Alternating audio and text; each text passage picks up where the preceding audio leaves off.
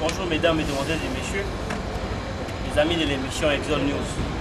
Vous l'avez cherché, enfin il est là, Gabriel Mokia, qui fait la une des infos ces derniers temps. Bonjour Gabriel. Vous venez sortir de prison et la situation politique de notre pays est vraiment dominée par les concertations nationales telles que souhaitées par le président de la République et les livres du secrétaire général du PPRD qui parle de la révision de la Constitution. Que pensez-vous de ça? Merci beaucoup. Les concertations nationales telles que souhaitées par le président, telles qu'avait souhaité le président Gabriel Mokia. Le président de la République le fait par contrainte. Depuis 2007 que j'ai commencé à solliciter les concertations nationales. Donc, nous sommes maintenant à la veille de ma libération, 3 jours avant, et on a signé l'ordonnance pour l'organisation de ces concertations nationales. Donc, lui n'avait pas cette idée, c'est moi, l'idée est venue de moi depuis des années. Alors, le livre de celui que vous avez dit, ça sert à quoi? Ça sert à quoi? Il a dit que s'ils veulent toujours rester au pouvoir, ils n'ont qu'à dire. Il dit que nous faisons comme le maréchal Mobutu, le président de la République, lui, il doit rester CCC. Là, on doit comprendre. Mais si la Constitution dit vous devez briguer que 2 fois mandat, puis l'affaire est réglée là, vous allez faire des livres pour porter la révision constitutionnelle aussi, l'article 220. Non, c'est pas normal. Au bien qu'ils veulent seulement rester au pouvoir, avoir les jolies filles pour eux, les enfants, les femmes, les voitures et l'argent. Or, le pouvoir c'est un lit d'hôpital. D'une manière démocratique, aujourd'hui c'est moi, demain c'est l'autre. C'est quelqu'un d'autre. Donc ils ne peuvent pas chercher à craponner. Ils vont craponner au pouvoir pour quelle finalité? Pour que se mettre à genoux devant l'Ouganda et le Rwanda. C'est pas possible. Gabriel Mokia, vous êtes reconnu pour la lutte pour la liberté d'expression et la lutte pour la démocratie de notre pays ici. Et c'est la cause que vous étiez en prison. Alors, comment vous avez accueilli la nouvelle de la désignation de Kengwe Minaku pour présider les assises? Ils ne peuvent pas présider les assises. Kengwe Minaku, ce sont des oui-oui de M. Kabila. Un oui-oui ne peut pas venir nous diriger quand même. Non, soyons justes. Kengo n'a aucune force devant Kabila. Voilà les gens qui ont la force devant Kabila. Parce que je leur dirais non, monsieur, ça ne peut pas se faire. Vous n'êtes pas Congo, vous êtes un citoyen de ces pays où vous ne pouvez pas faire ça. Mais Kengo Minaku, il ne peut rien faire. Eux, c'est l'argent et ça, c'est le prestige. Mais nous, c'est le pays. Et les décisions du pays doivent être bien mûries. Pas ce qu'ils prennent comme décision où se trouvent les pays. Des pays égarés quelque part en brousse. Des petits pays derrière qui viennent pour nous mettre à genoux. Si moi qui est au pouvoir, je serai au pouvoir bientôt. Mais vous ne verrez pas tous ces petits Kagamel. Ce sont des petits. Kagame c'est un petit devant moi. Ce sont les gens que je vais les mettre à genoux, je vais les bloquer tous avec leurs petits pays. Dis, nous sommes quand même, je ne sais pas combien nous sommes. Ne me parlez pas de 60 ou 65 millions. Ne me parlez pas de ça parce qu'il n'y a pas un recensement qui détermine. Mais nous sommes quand même un grand pays et un grand peuple. Voilà l'expression. Vous avez été allé voir le président de l'UDPS qui continue à se considérer comme le président légitime de la République démocratique du Congo. Quel a été le but de votre rencontre? Non, le président de l'UDPS, le président élu, m'a convoqué. Il a envoyé sa voiture, son secrétaire pour venir me récupérer.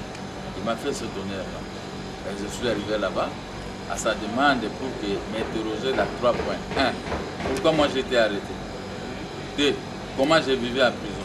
3. Faites-moi la situation générale du pays. Voilà. Nous avons tournoyé sur ces axes-là. Et on s'est séparés calmement. Lui, c'est le président élu. Et quand il m'approche de cette façon, c'est qu'il m'a pris en considération avec un service de protocole que j'ai apprécié. Et nous avons bien brossé la situation du pays. Et il m'a mis à ma place. Il a prouvé réellement que c'était un grand leader, patron de l'opposition. Il a parlé, je l'ai écouté, il m'a donné des conseils. Et après, il a tiré des conclusions et j'ai retenu ça. Quelques jours après votre libération, il y a une mutinerie qui s'est éclatée à la prison dont vous étiez détenu. Comment? Qu'est-ce que vous pensez de ça et quelles sont les conditions de détention de ces centres durs de rééducation? Non, il n'y a pas de centre de rééducation. Ça, c'est le centre de... Comment je peux qualifier ce centre-là? Ça, centre de concertation. Parce que là, il n'y a pas la nourriture. Tout prisonnier, débrouillez-vous avec votre famille. Et comment on doit remplir cette prison avec des gens, mais pendant que l'État n'est pas capable de nourrir ces gens. 18 graines d'haricots et 15 de maïs. Tous les jours, vous devez manger ça. Les Quinois mangent du foufou, du riz et de manioc, du riz, de malemba comme moi et des bananes plantées comme moi. Mais si il faut commencer à manger ce que moi j'ai vu là. Et il n'y a pas de respect. Même les petits enfants comme ça, ils sont éduqués à injurier les grands comme nous.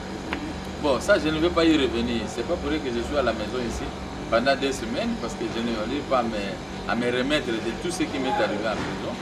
Je dois respirer l'air frais ici, en attendant que je puisse commencer mes activités. Mais ça, ce n'est pas une prison.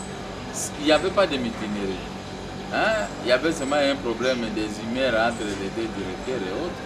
Mais et puis, il faut voir que ces jeunes gens qui faisaient du gros travail là-bas, on a tenu à ce que les grands condamnés puissent être évacués, les militaires, pour Ndolo. Eux aussi se sont préparés, il y a eu cet affrontement. Bon, l'État a gagné, il a récupéré tout le monde, donc ce n'est pas un drame. Comment comptez-vous vous organiser pour les prochaines élections? Ça, je ne peux pas anticiper. Attendez-moi, les élections, j'aurai quel genre d'adversaire? Est-ce qu'il y a des adversaires? Ou pour le moment, je suis seul. Quel adversaire ici? Les gens qui ont échoué devant Kagame et Museveni. Et vous pouvez appeler l'adversaire? Quel adversaire? Ils ont quelle politique? Si c'était quelqu'un de Mobutu, oui, je peux dire que oui, parce que Mobutu a conservé l'unité nationale pendant 32 ans. Mais c'est là, depuis qu'ils sont au pouvoir, si c'est il y a 17 ans, les pays toujours sous occupation, non, c'est pas possible. Il n'y a pas d'adversaire, je suis seul. Il y a d'autres qui s'appellent les leaders d'opinion, film Bonaparte. Non, ça c'est rien. Moi je dis, il n'y a pas, il se limite au niveau du parti. L'adversaire pour les élections présidentielles, c'est moi. Ouais. Je ne peux plus critiquer des petits. Laissez-les crier, c'est normal. Non? Ils doivent crier parce qu'ils savent que mon qui est là. Comment vous avez accueilli la nouvelle de la nomination de Malouma dans la tête de la CENI? Non, ça c'était fiasco, il doit partir. Il doit partir. C'est un aventure. Et comment il doit partir or qu'il est déjà nommé à la Mais au moment opportun, nous allons initier des marches pour le faire partir. Par son honnêteté même, il ne peut pas faire quelque chose parce qu'il sait très bien que lui, il n'a pas la capacité, il ne peut pas résister devant les peuples. Il a un peu d'eau, il est membre. Gabriel Mokia en prison, le secrétaire général de la majorité présidentielle populaire, et Jeune Dominonga aux Zari. Comment vous avez accueilli la nouvelle? C'est mon jeune frère, j'ai été avec lui, je lui ai laissé là-bas.